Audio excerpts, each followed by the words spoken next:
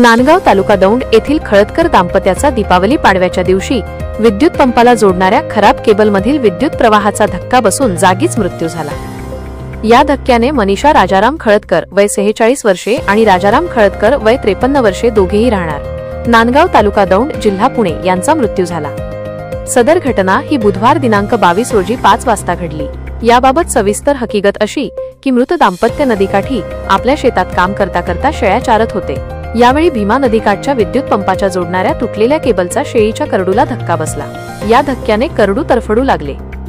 मृत मनीषा राजाराम खळदकर यांनी करडू वाचवण्यासाठी त्याला हात लावला, त्यामुळे त्यांनाही विजेचा धक्का बसला। पत्नी मनीषाला वाचवण्यासाठी शेजारील राजाराम खळदकर यांनी पत्नीला ओढण्याचा प्रयत्न केला, यामध्ये त्यांनाही जबर धक्का बसला। या धक्क्याने खळदकर दाम्पत्य जागीच मृत पावले। डॉक्टर भरत खळदकर यांनी त्यांना मृत जाहीर केले। रात्री 9 वाजता यवत ग्रामीण रुग्णालयात शवविच्छेदन करण्यात आले। या घटनेने दीपावली सणाच्या दरम्यान संपूर्ण गावामध्ये शोककळा पसरली आहे।